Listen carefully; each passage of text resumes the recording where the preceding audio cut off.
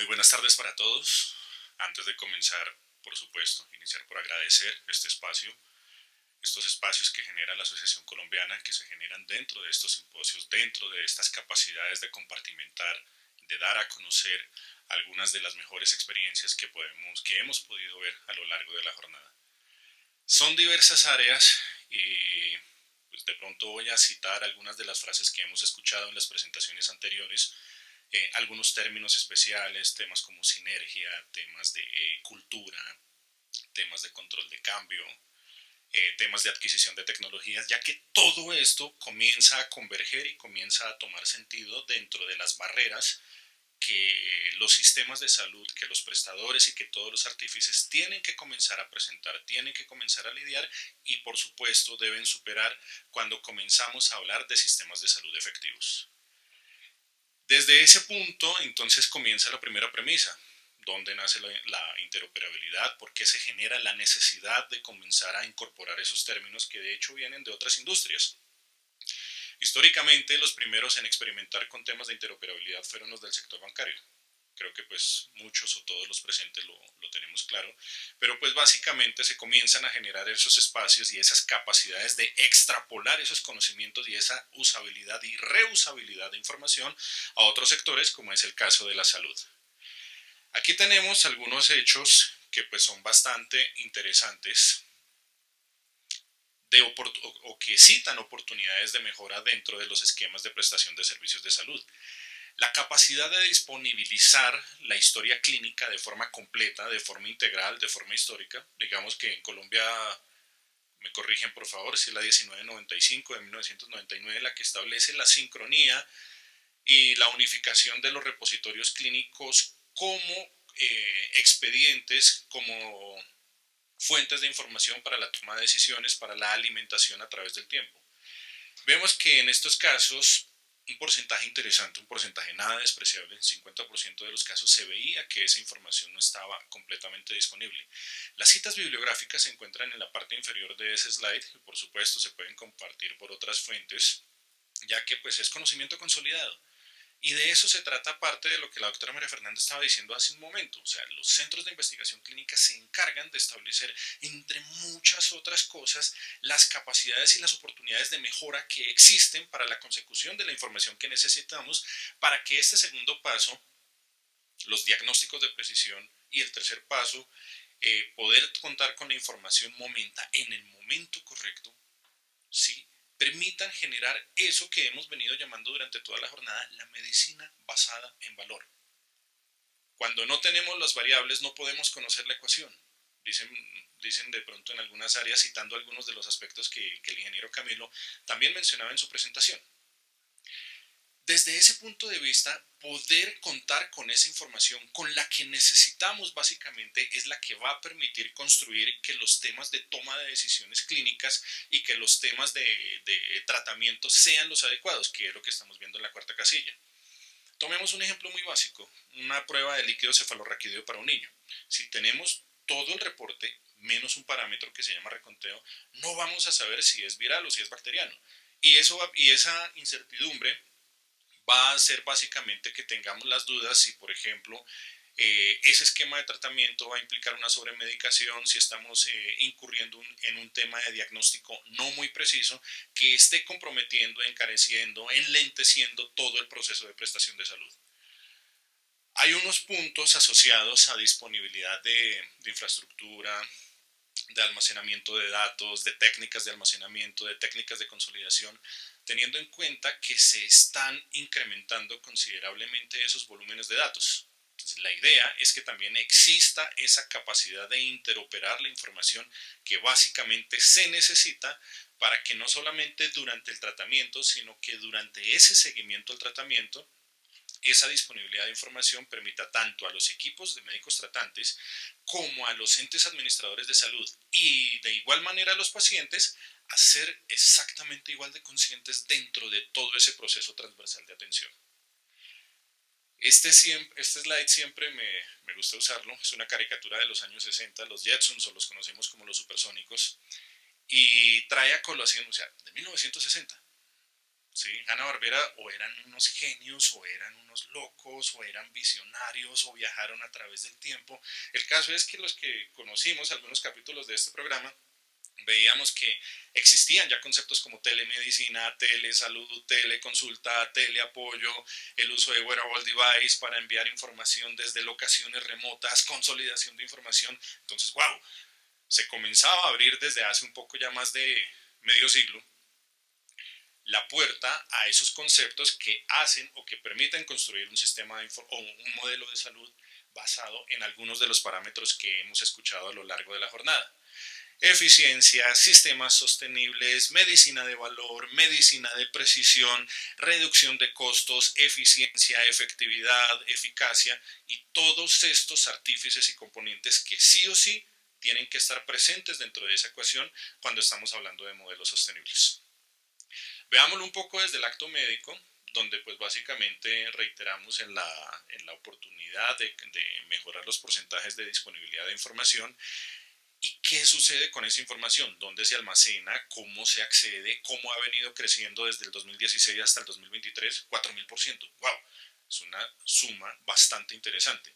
Pasar de esa cantidad de millones de documentos compartidos, compartimentados y subcompartimentados dentro de distintos sistemas, es lo que puede llegar a generar algunas de las dificultades o de las oportunidades de mejora para poder disponibilizar de toda esa información.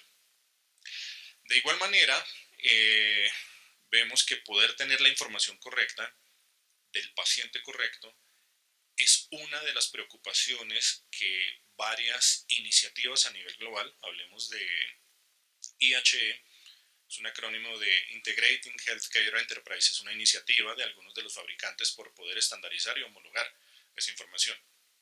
Que de igual manera protocolos como PIX, que es Patient Identification Cross Reference, también permita proveer algunos estándares para que se puedan homologar todas las identificaciones del paciente, poder tener eso que conocemos dentro de la industria como el Master Patient Index o índice maestro de pacientes, que pues simplemente no es otra cosa que si en nuestra institución tenemos un sistema A, un sistema B orientado para historia clínica, para imagenología, laboratorio clínico, patología, cardiología y cualquier otra de las zoologías que pueda tener la institución, sea el mismo a través de toda la institución, que sea el mismo a través de toda la red de servicios, que sea el mismo que mencionaba la doctora María Fernanda cuando decía que necesitábamos información de precisión.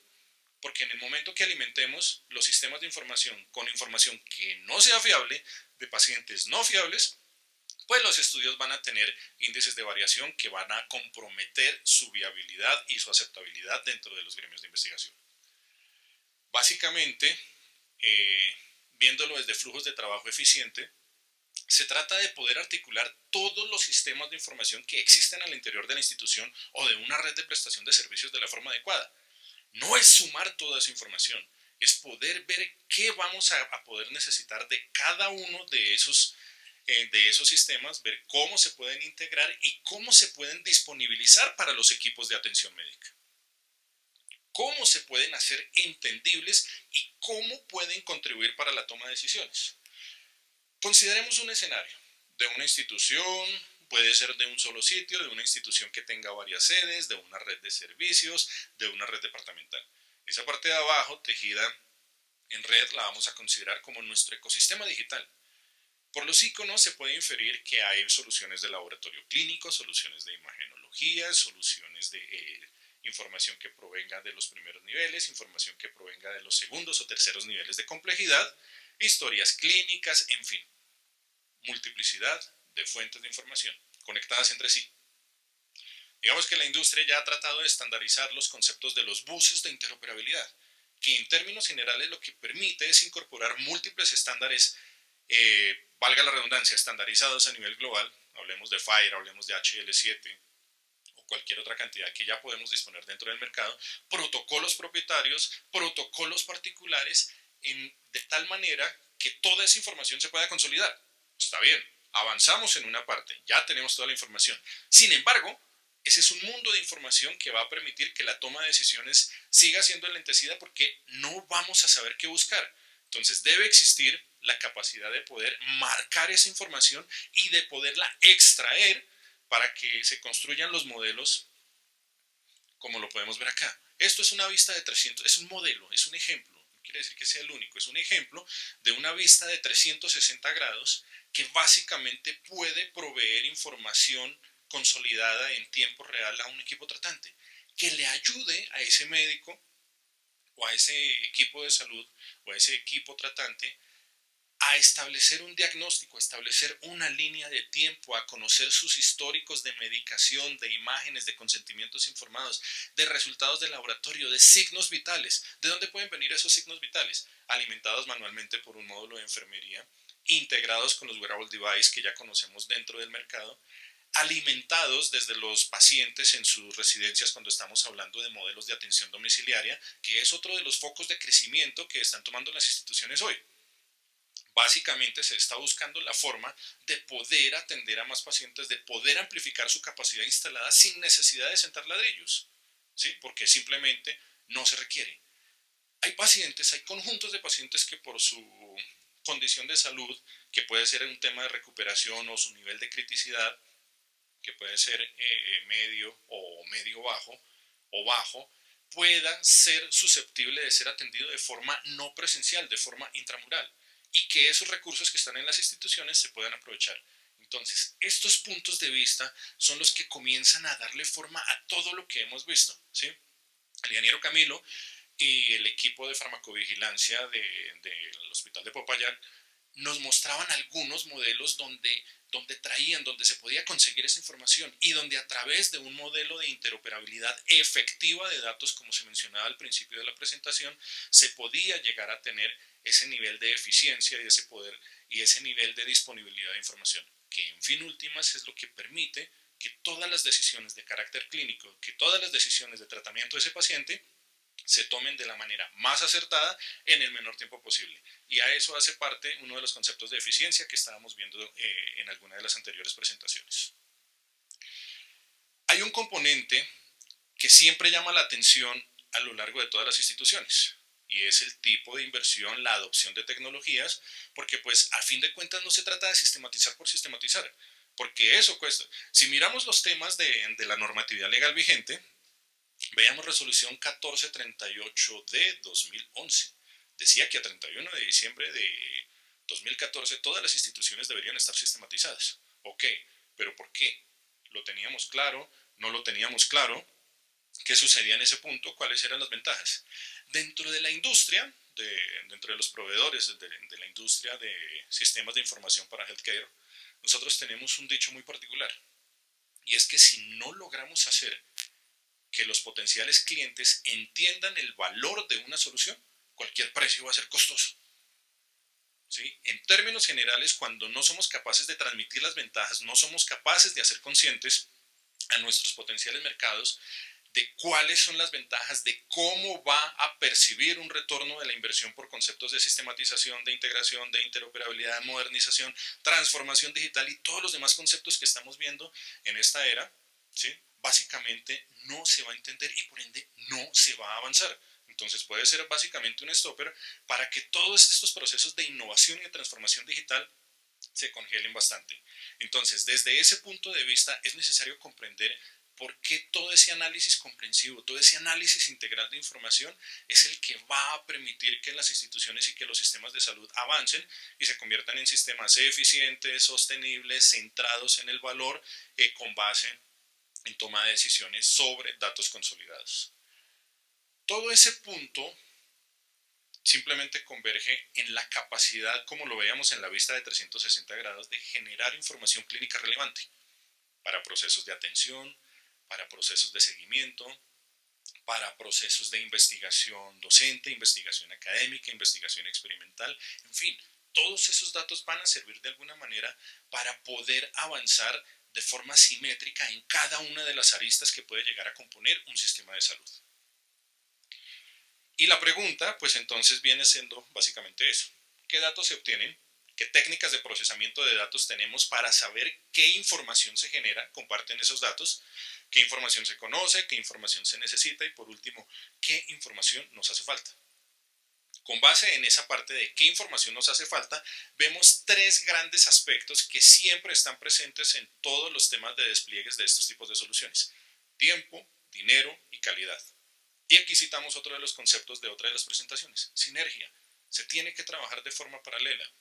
Se tiene que trabajar de forma integrada bajo esos tres componentes. No podemos potenciar solamente uno solo porque básicamente este tipo de proyectos camina de forma integrada. Cuando hablamos de esquemas de salud de la población, consideremos este ejemplo de un dashboard generado con consumo de servicios de geolocalización, con alguna disponibilidad de identificación del top 5, del top 10, de los diagnósticos, de la morbilidad, de la institución, de la zona, de la región, del departamento, del campo que estemos trabajando en cuestión. Este punto va a permitir que todas estas campañas y que todos los recursos se disponibilicen con base en información identificada, estandarizada, homogenizada, tratada, depurada, en fin, todos los términos que nosotros le podamos acotar a este tipo de soluciones. Básicamente, esa consolidación de información a través de repositorios gestionados por soluciones de interoperabilidad es lo que va a permitir que se pueda condensar esa información. ¿Sí? Imagínense toda la capacidad al tener esos repositorios unificados de información para que los centros de investigación clínica puedan tomar esa información con los niveles de anonimización de información que se requiera.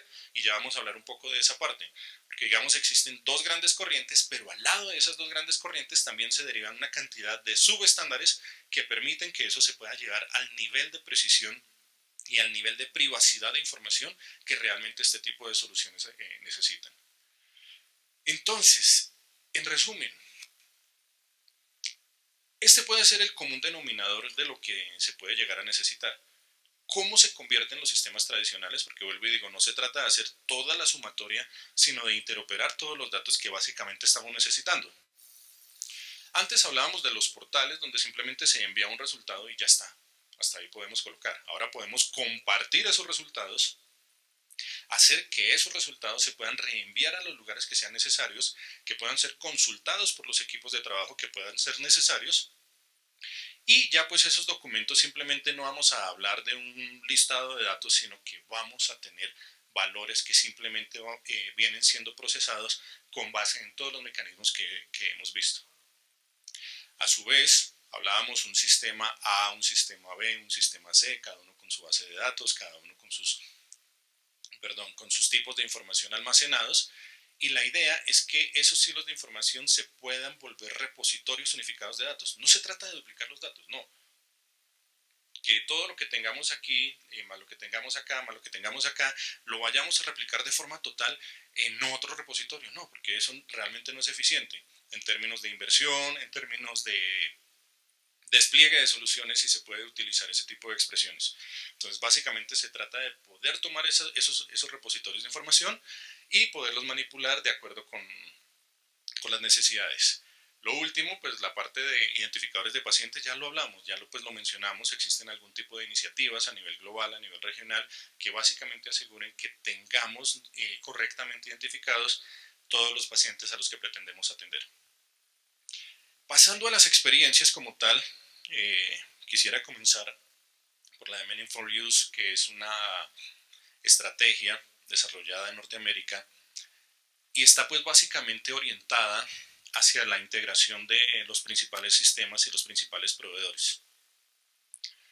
Yo creo que muchos de ustedes lo saben, cuando un norteamericano cumple 65 años, sí o sí, tiene que migrar no es migrar, tiene que incorporarse al sistema público, al sistema de Medicare, independientemente del asegurador que haya tenido o que tenga en ese momento. Básicamente tendría un esquema de doble aseguramiento. Esto hace que cuando querramos hablar de nivel de interoperabilidad entre Medicare, entre Medicaid, entre cualquier otro sistema, básicamente se necesiten comenzar a desarrollar modelos de interoperabilidad efectiva de datos.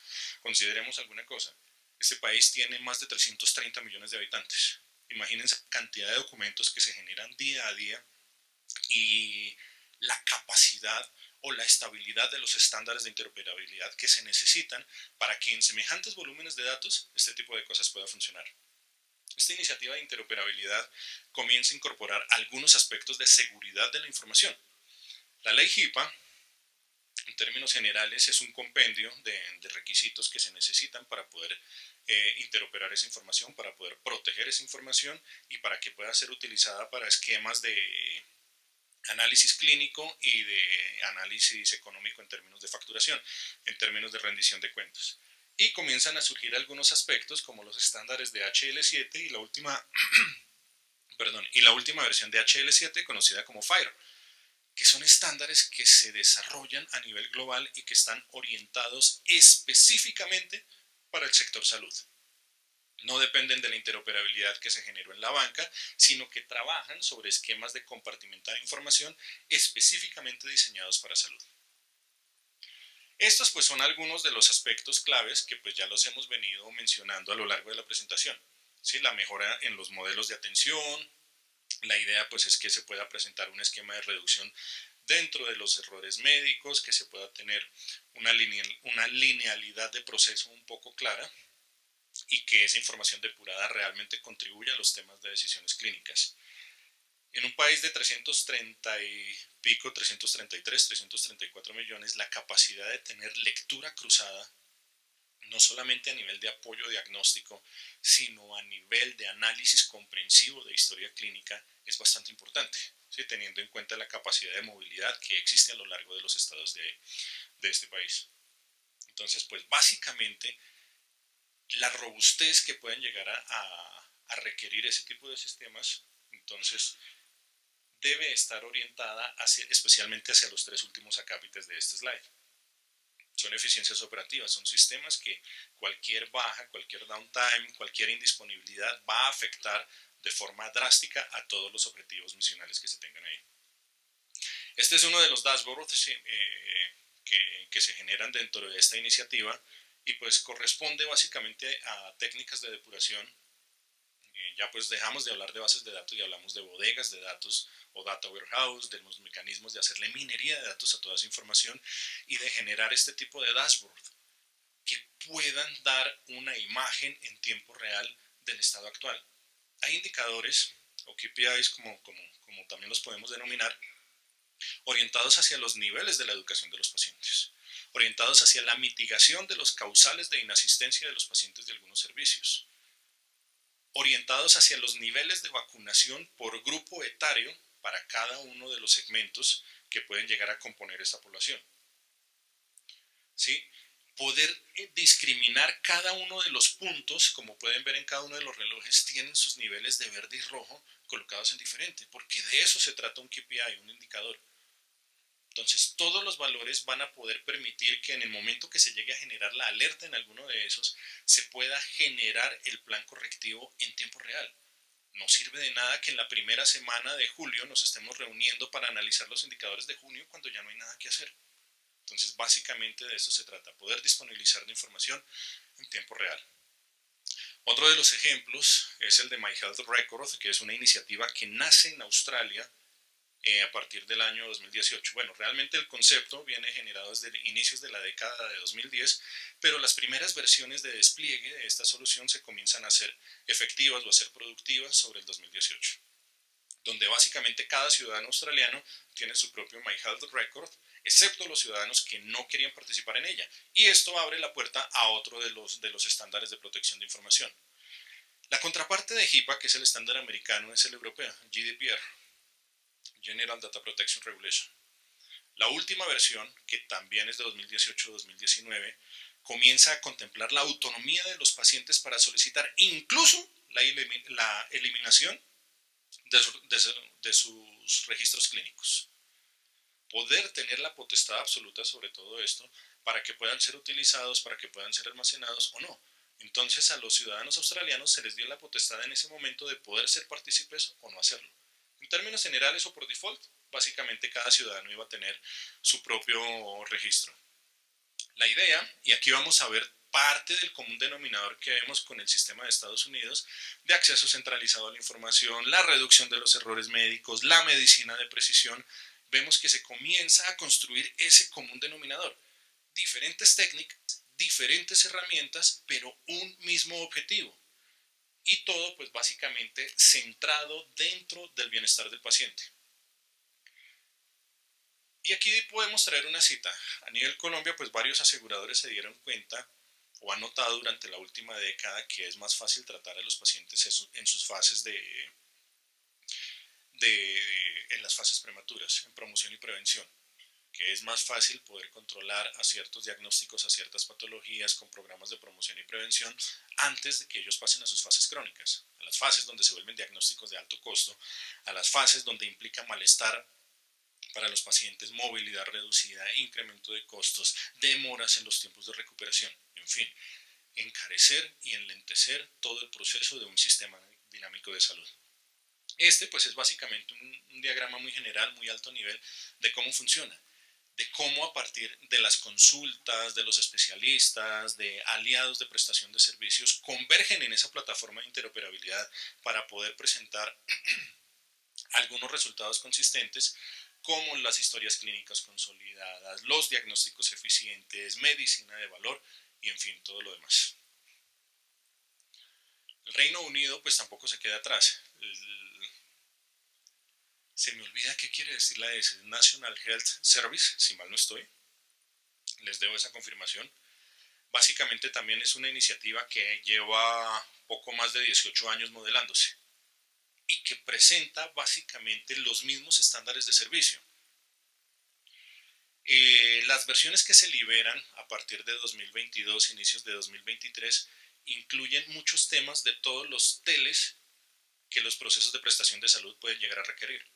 Teleconsulta, telemedicina, teleapoyo, teleexpertise, y que llegan a incluir de forma eficiente y de forma con adherencia a guías clínicas y a guías de prescripción, donde incluso las farmacias o las cadenas de farmacias o las droguerías hacen parte de este proceso de sistemas. Cuentan con esquemas de disponibilidad para que el paciente esté al tanto en todas las fases de sus procesos de atención. Sus consentimientos informados, los formularios que tiene que diligenciar, los casos en los que de pronto no es el paciente, sino que también el acompañante de ese paciente, dependiendo del estado de salud y dependiendo la gravedad de algunos estados, se pueda llegar a tener.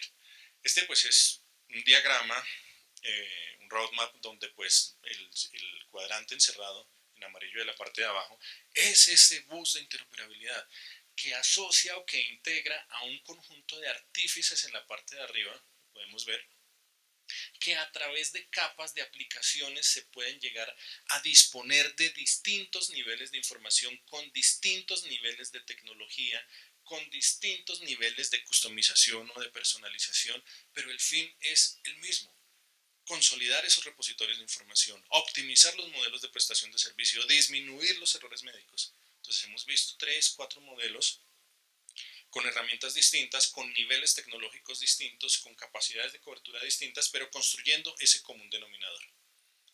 El proyecto de Austria se llama ELGA, es pues la traducción al alemán de Electronic Health Record of Austria. Les debo esto de Health Record en alemán, me acuerdo que empieza por la G, pero no tengo la traducción completa. Básicamente es un país con poco más de 9 millones de habitantes, donde se integran estos en primera fase 187 hospitales, donde hay un número de camas, donde hay un número de médicos, donde todos esos recursos se identifican y se cuantifican. Y aquí viene otro de los componentes y las ventajas de los modelos de interoperabilidad, y es la capacidad de administrar la capacidad instalada de un sistema. Poder saber cuántas instituciones tengo, de qué tipo de complejidad, poder discriminar en detalle la capacidad de formación de mis médicos, de mis especialistas, de mis subespecialistas y de todos los recursos humanos de los que básicamente se pueden llegar a disponer. Entonces todo este conjunto se discriminó, y aquí viene uno de los puntos fáciles. Esto no es un proyecto de ya lo implementamos y ya quedó. Básicamente es un proyecto con unos esquemas de mejoramiento continuo, esquemas de mejoramiento progresivo. Esto es un timeline donde pues vemos que desde 2003, son casi 20 años, esto es la finalización de la cuarta fase que culminó con los temas de la inclusión de los registros de vacunas para los distintos sectores de la población. Y básicamente después que se inician los temas de recuperación post pandemia, estamos hablando de mediados de 2021, inicia la concepción de la quinta fase, donde se llevan todos los servicios allegados, servicios de dieta, servicios de medicina domiciliaria, incluso parece poco creíble, pero hasta servicios de funeraria se comienzan a contemplar dentro de estos sistemas integrados de salud, ¿sí? Porque básicamente se comienzan a identificar que todos estos focos que se vienen incorporando a las aristas de los modelos de prestación de salud, básicamente comienzan a ofrecer eficiencias que no son despreciables, que contribuyen datos, que optimizan los tiempos, que reducen los tiempos, que reducen los costos y que incrementan el bienestar del paciente. Con base en eso, entonces se comienzan a organizar de forma distribuida algunos de los repositorios de información. Esto es un modelo de arquitectura centralizada, es un big picture que llamamos nosotros pues para explicar en forma general cómo se vendría desplegando.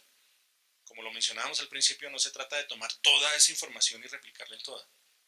No se trata de hacer un Big Bang y cambiar todos los sistemas de información que existen al interior de la institución por unos que hablen exactamente lo mismo. No, se trata de generar esa capa de conectividad, de interoperar esos datos para que todos los datos puedan ser consolidados y puedan tener un esquema de manejo centralizado y disponible.